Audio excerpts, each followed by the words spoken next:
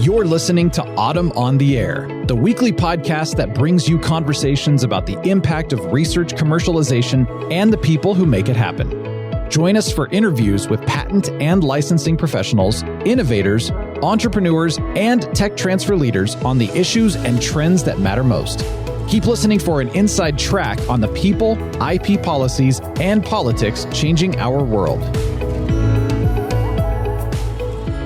Welcome to Autumn on the Air. Today we are joined by Mark Baer, president of Baer Strategic Consulting, a boutique communications firm outside of Washington, D.C. that helps universities and research institutes get funding and effectively communicate the real-world impact of their work to their most important stakeholders. Mark previously served as a chief of staff in the U.S. Senate and House of Representatives during a 20-year Capitol Hill career. He has appeared in Science, Forbes, The New Yorker, Barron's, and other publications, and serves as a guest lecturer in the Science Policy Bootcamp course at Cornell University's Medic School of Biomedical Engineering. Mark is a graduate of Cornell University and earned his Master in Public Policy at Harvard University's Kennedy School of Government. Welcome, Mark. I'm so excited to have you here on the air. Thanks, Lisa. It is great to be here with you.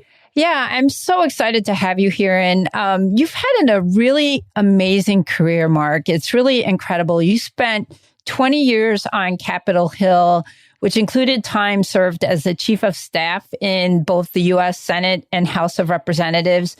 And during that time, you were involved in some pretty key legislation like Obamacare and 9/11 security.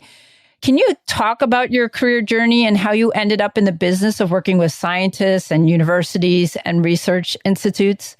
Yeah, sure. Absolutely. And, part of it really started on the Hill when, first of all, we always had PhDs, scientists in our office for a year on a rotating basis. They were fellows. They were science and technology fellows sponsored by their scientific societies and administered by the AAAS, American Association for the Advancement of Science. So I always did a lot of mentoring as a senior staffer in the office, dropped into this environment with not a lot of experience in many cases, but really smart people, just needed some help and get oriented because it was a completely different world. The other aspect of it from the Hill was that I was on the other side of so many presentations, pitches, requests, letters from scientists, from universities, from institutes looking for federal funding for their research. And I saw the good, the bad, and the ugly sometimes in terms of the presentation. So I learned a lot that way, sort of how to do it well and pitfalls to avoid. And I, part of what I do now is really help equip and empower research institutes and scientists and universities to put together really strong, crisp presentations to members of Congress and staff and other key stakeholders.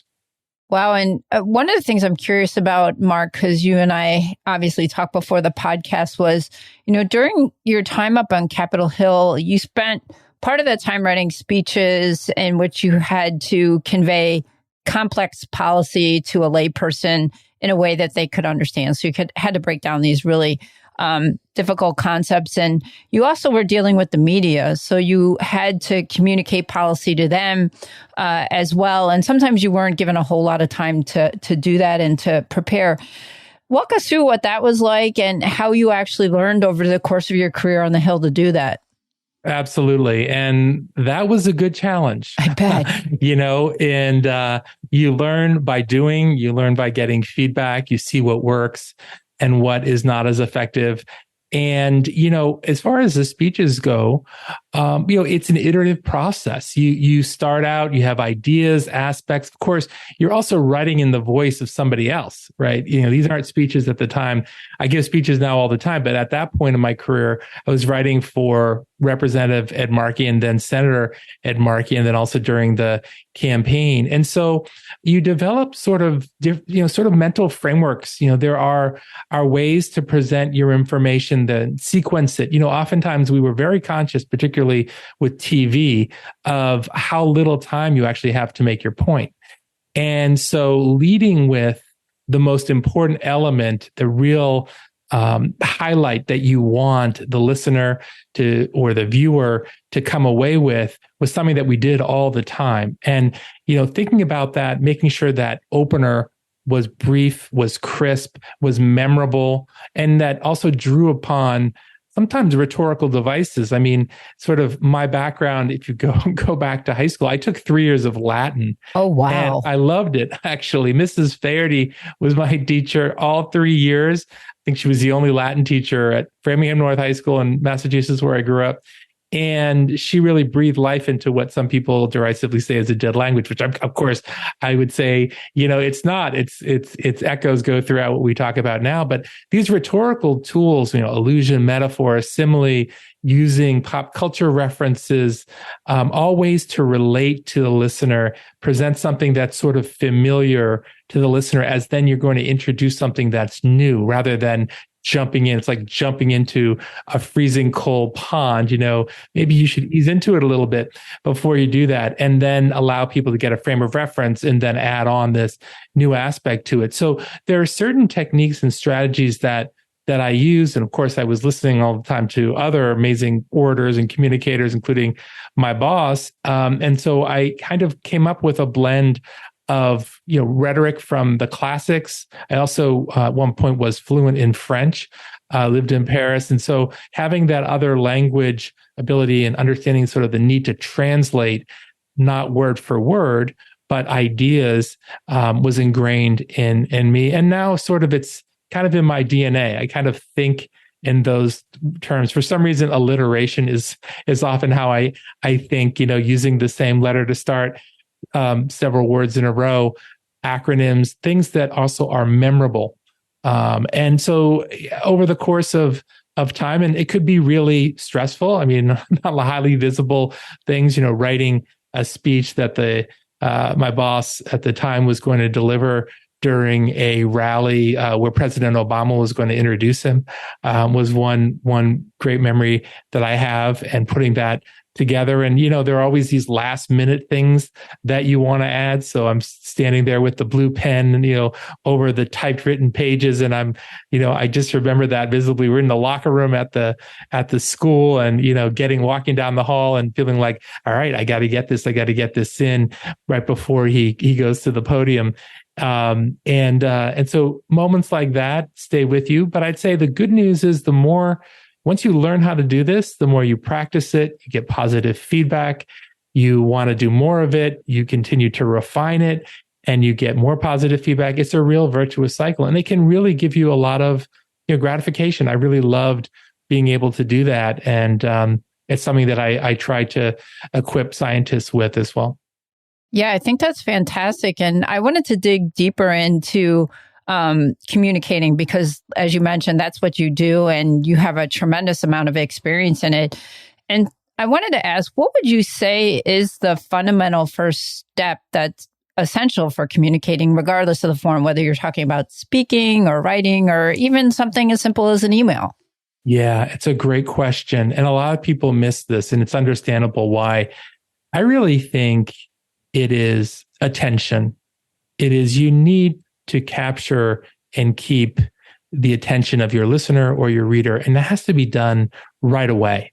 We are bombarded with so much information all the time, and there's a lot of competition. In fact, most of it emanates from a handheld device with a glass, Yes. thin glass sheet, which is always there, right? And so as a speaker, as a writer, you need to be very cognizant of the need to grab attention immediately. And it's funny because actually I use this sometimes in my keynotes, is that, Motown, for those of you who are familiar with, Diana Ross Supremes and Stevie Wonder and Jackson 5, the person who founded Motown was a guy named, he's still alive, Berry Gordy.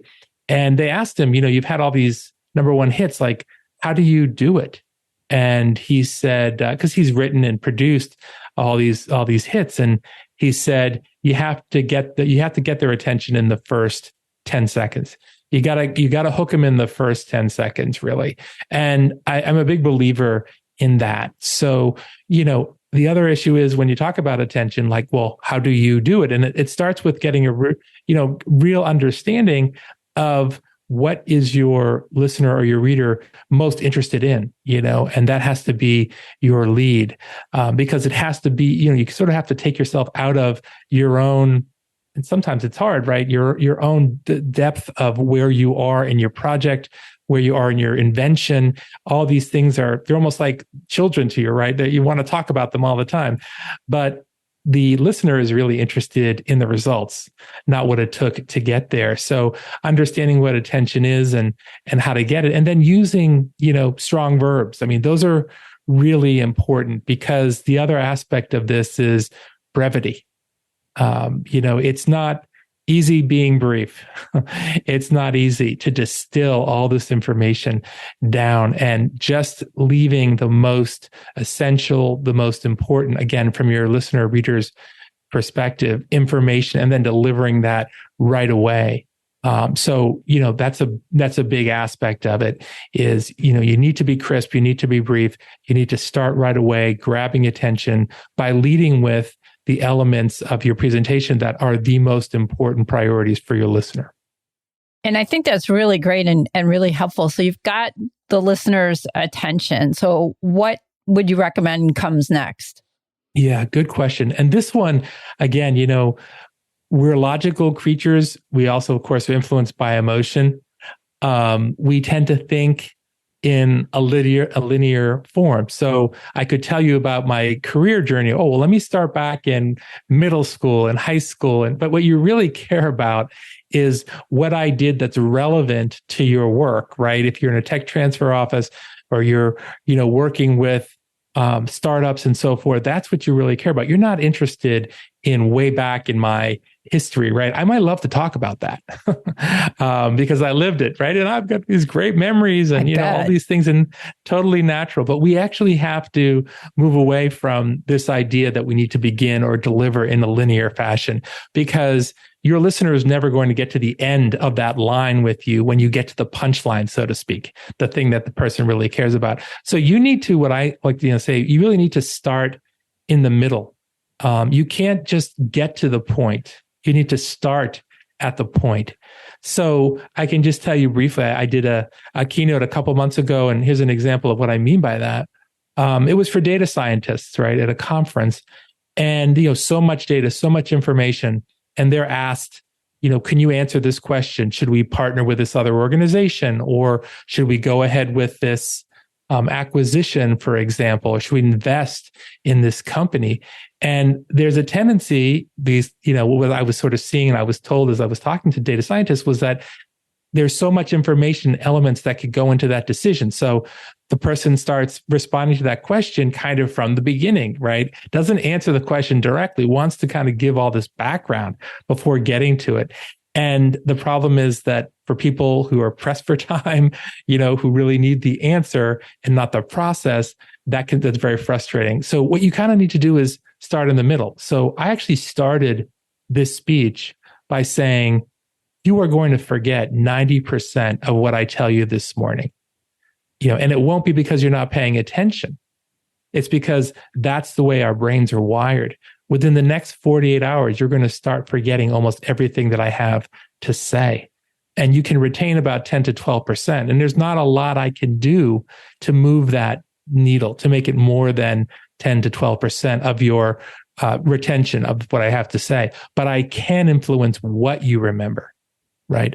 And so that's why we really want to underline our main point starting in the beginning, right? Because we do, as humans, tend to remember the first thing someone says and the last thing that somebody says better than the things in the middle. So the first part of what I did there was I grabbed their attention. Like there aren't a lot of speakers out there probably saying, you're going to forget just about everything I have to say within the next 2 days. Definitely not. People are like, well, I'm a speaker. They're going to be wrapped. They're going to be so dialed in and listening the entire time. So you start with that sort of like going against conventional wisdom. So right away, their brain is interested in that because it might learn something. You might learn something different from what you've heard all the time.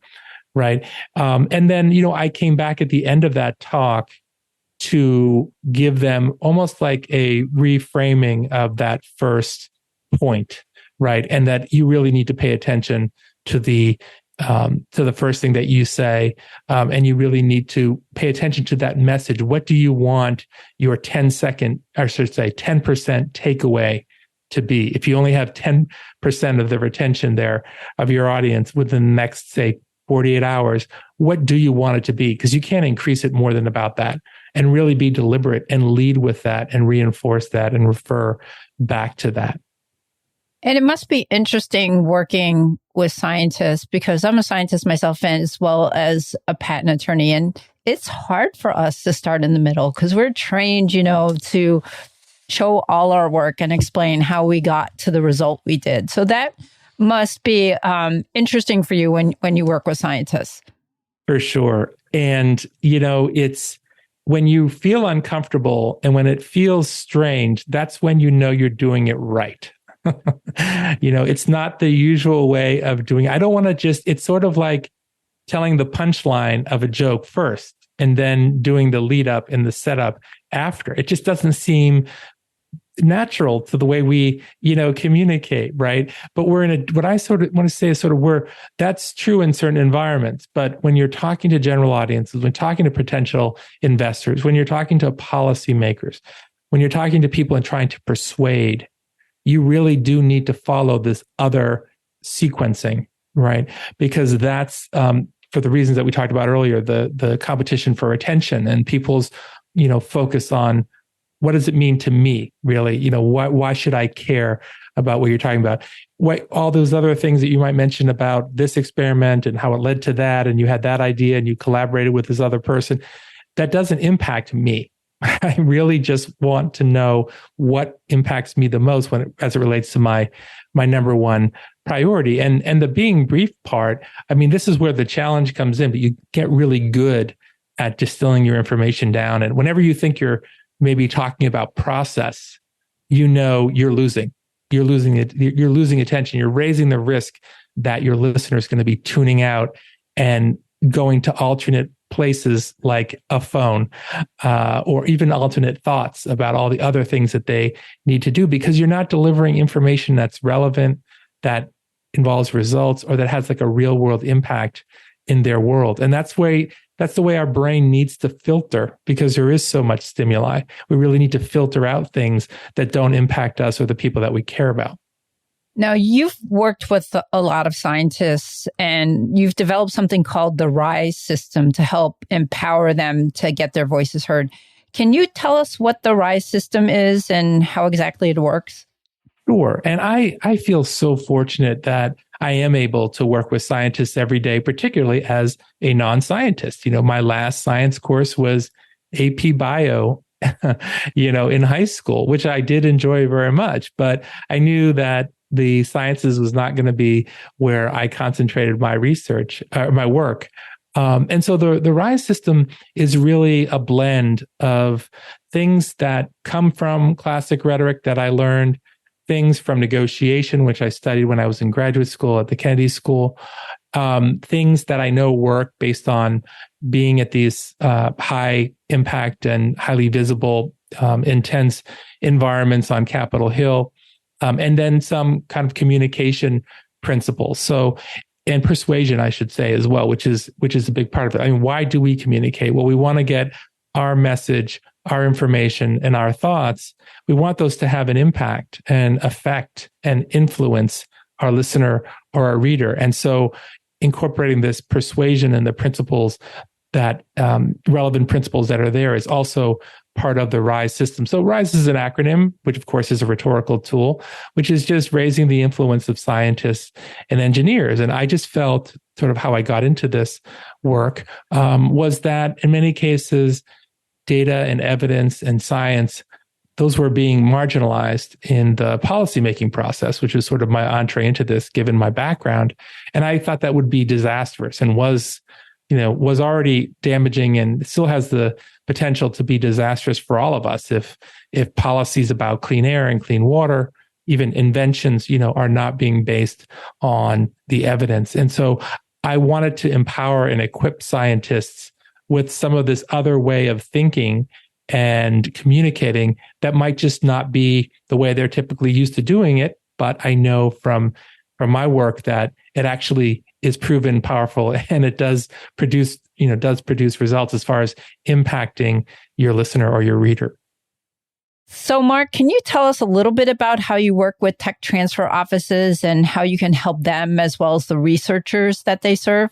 Sure. And, I have been working with big research universities for a long time. I've recently started to talk to tech transfer offices because I was approached by someone at a tech transfer office in a major university who said, I think you could help us. And that led me going to the autumn conference in Austin in February 2023 and talking to all these great people who are doing such important work and involved in getting these discoveries out there. I think that the reason this person approached me from a tech transfer office was because the many of the issues that I'm talking about really relate to tech transfer. How do you describe these inventions? Both to potential licensees, how do you market that? How do you develop sort of business development plans? And also to faculty, how does that interaction go between faculty, researchers, and tech transfer offices? A lot of stakeholders involved. And stakeholder management, in addition to demonstrating impact, which is so critical. And sometimes I say, well, you've got all these different stakeholders. On the Hill, there was always this constellation of different stakeholders. You had committee members on the committee that had authority over your issue. You had interest groups that were impacted and every day were working on the issues that you were talking about when you were proposing an initiative, for example, when the boss would propose one. And so you really had to understand who are all the people out there, the groups and so forth on various sides of the issue who could be affected by what we're doing and also could influence how or whether we're even able to move forward with this. So I kind of got really good at doing that assessment. And I know that stakeholder management is an important aspect of tech transfer offices. And I always say, you want to demonstrate impact clearly, you want to show your value. And that's sort of what we were talking about earlier. How do you do that? And then the other thing is understanding that really impact is in the eye of the stakeholder. Beauty is in the eye of the beholder, but impact is in the eye of the stakeholder. And you have to understand different aspects and different interests that are out there and how demonstrating impact, you need to calibrate how you communicate impact, for example, depending on who you're talking to. If you're talking in a policymaking office, they would probably want to know, well, you're going to, is this spin out potentially, or this discovery potentially going to create jobs in the district or in the state that I represent, for example. If you're talking to an investor or potential licensee, it's sort of like, what kind of timeline are we talking about? What are the risks of this not working, for example?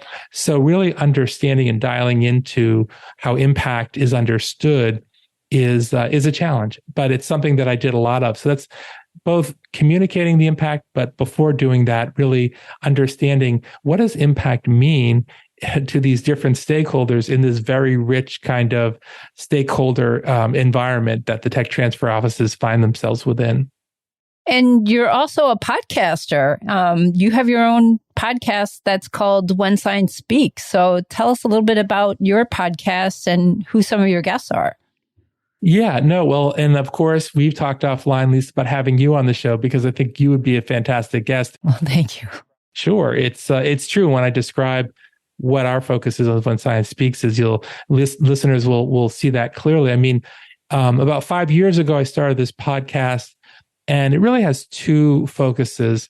One is this communication aspect, sharing information about how to effectively communicate the complexities of your work to people who aren't familiar with it in ways that are engaging, interesting, and memorable. And bring scientists on who are fantastic scientists and also amazing communicators to talk about how this whole thing happened, because many of us, myself included, are strong in one area or another. They're really, really verbal or they're really sort of math science oriented to one degree or another. And so we talk about that and have scientists talk about their own journey when it comes to that. And the other is careers. Tech transfer is a wonderful career choice for many people. And I don't think in my work with research universities, over the years that there's really an understanding of maybe there might not even be a knowledge of the existence of tech transfer offices.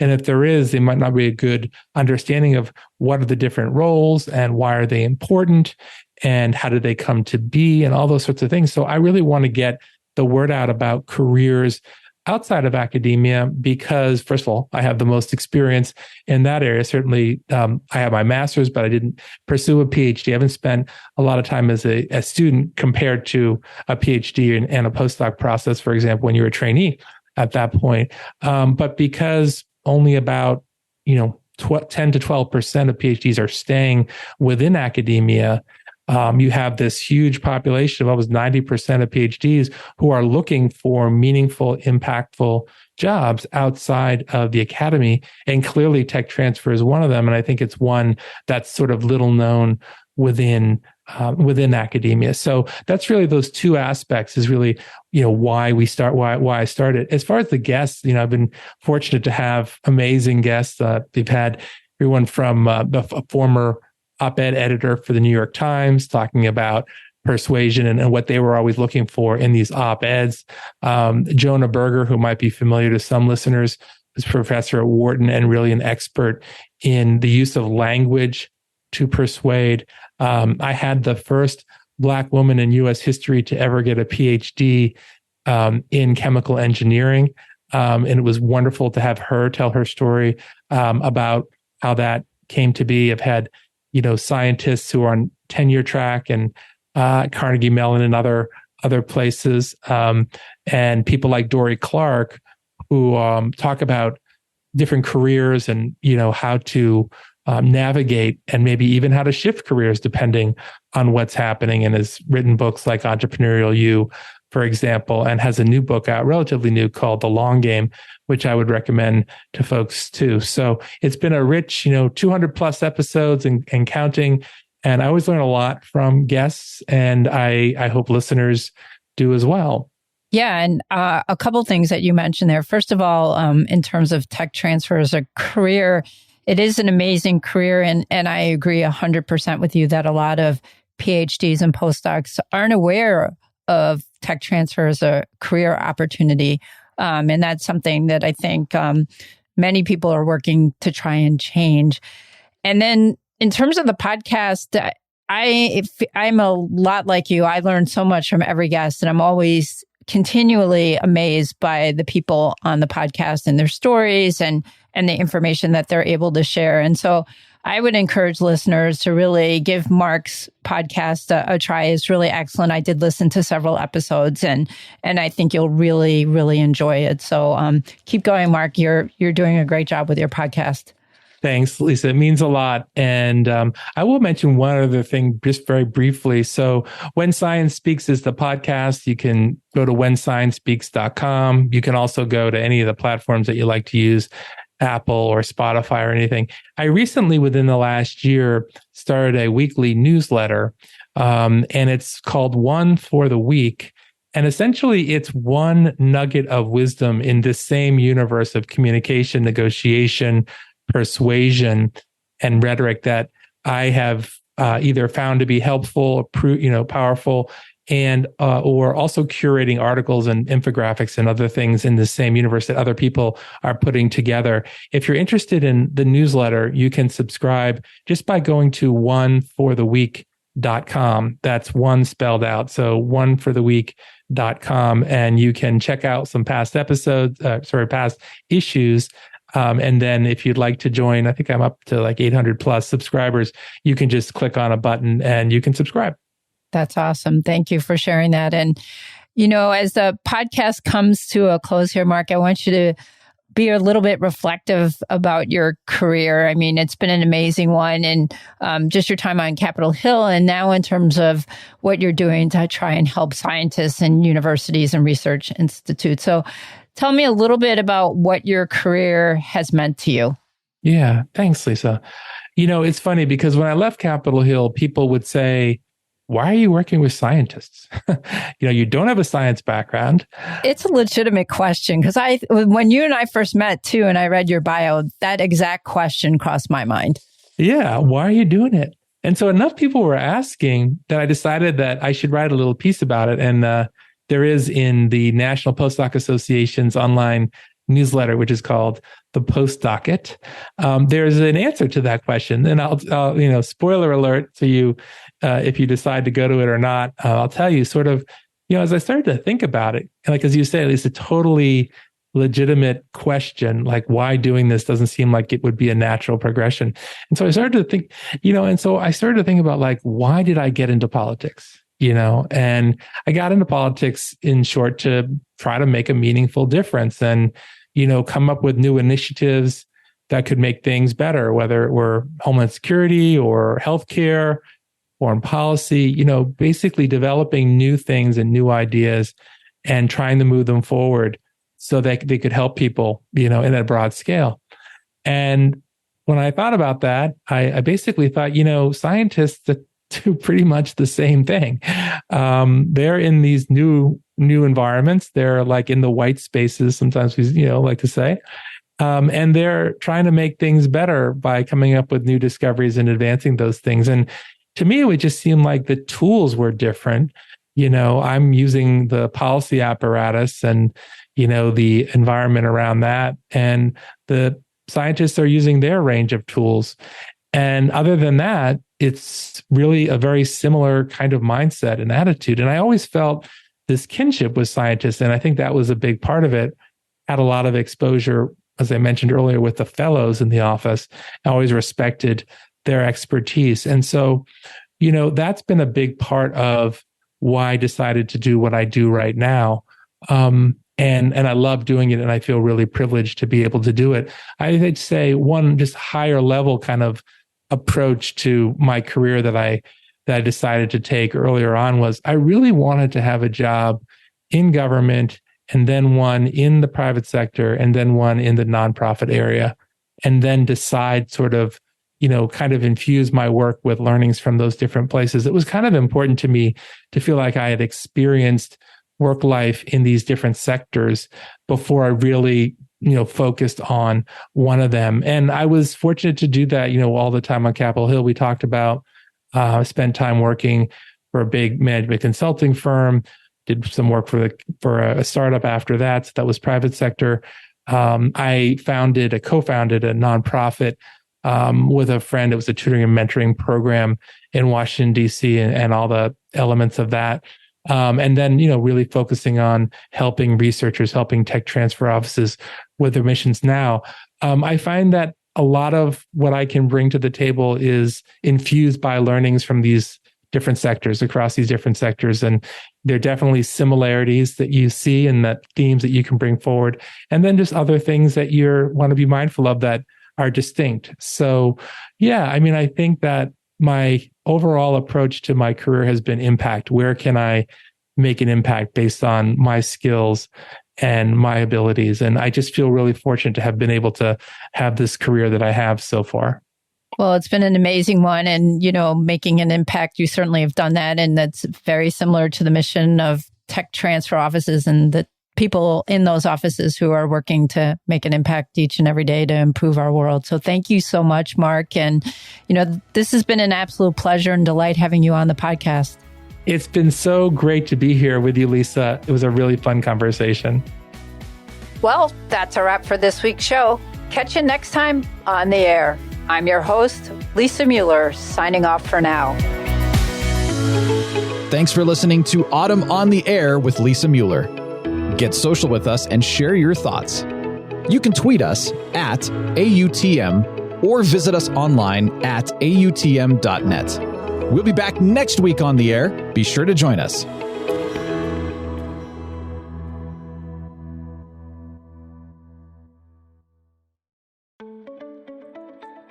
New to tech transfer or a seasoned pro? Autumn is the global member organization for tech transfer and is here to help you get connected, get smart, and get ahead. Whether you work in academia, research, government, business development, corporate engagement, or startups. Autumn is dedicated to supporting you through education, advocacy, networking, and promotion. Join and you'll receive 20 free live webinars, as well as meaningful discounts on meetings and courses, insider access to a vast network of colleagues to help you through challenges, and align on new technologies and the university decision makers who license them. Membership is open for 2023. Join us.